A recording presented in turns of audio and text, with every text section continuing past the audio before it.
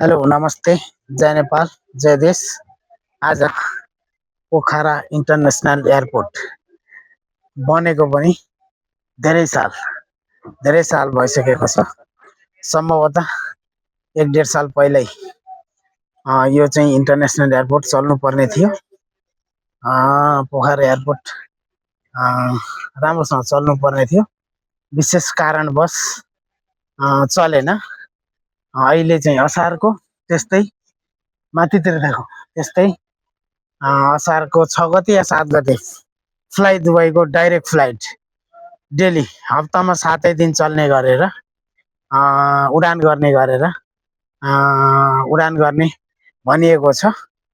विशेष गरी पोखरा लेखनाथका पोखरा महानगरपालिकाका लेखनाथ 32 वडा नम्बर क्षेत्र नम्बर 1 का गणेश पौडेल पर्यटन मन्त्री भएसँगै पोखराको एयरपोर्टले अलिकति मुहार फेर्छ कि भन्ने आशा पलाएको छ। हेरौँ, गणेश पौडेललाई धेरै धेरै धन्यवाद छ।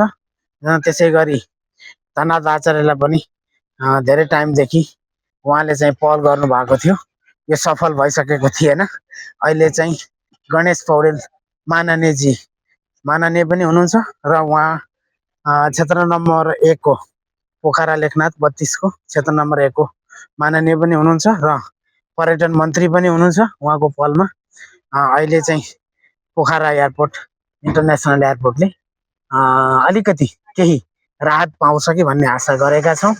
र जेठको 6 गते या 7 गते दुबईबाट डाइरेक्ट फ्लाइट हुँदैछ। हप्तामा 7 दिन फ्लाइट हुने भन्ने कुरा छ।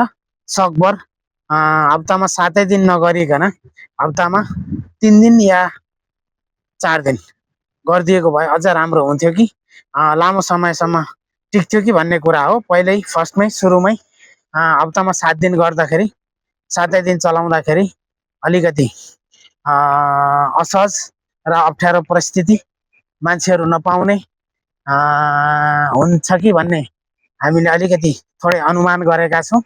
बरु चलेर बिचमा बन्द हुनुभन्दा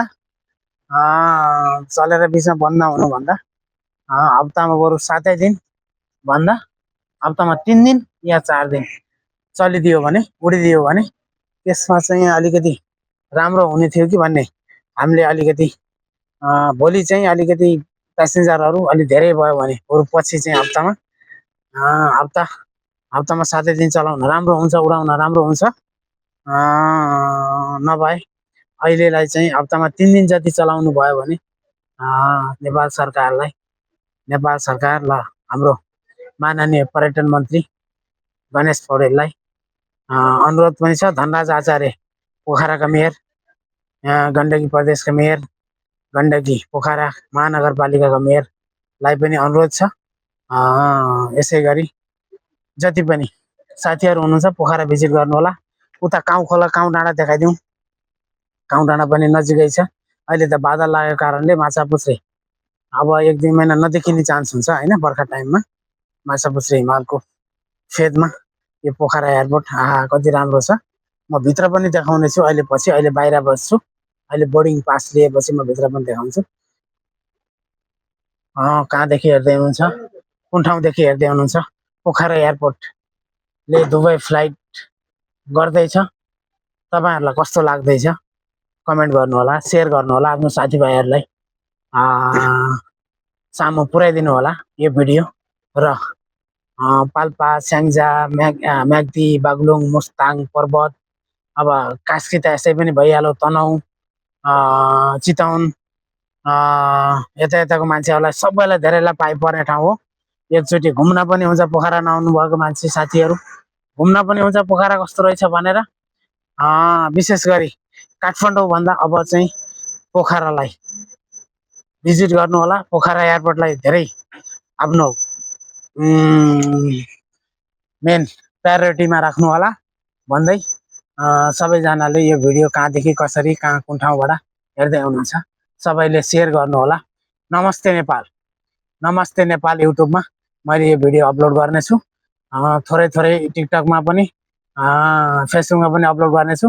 पुरा भिडियो चाहिँ मेरो नमस्ते नेपाल पर्वत, नमस्ते पर्वत मा आउनेछ। त्यसको लिङ्क पनि राखिदिनेछु फेसबुकमा, टिकटकमा। तपाईँहरू गएर हेर्न सक्नुहुनेछ। सबैलाई जय नेपाल, जय देश, धन्यवाद। बरु भिडियो भयो कि भएन र पो।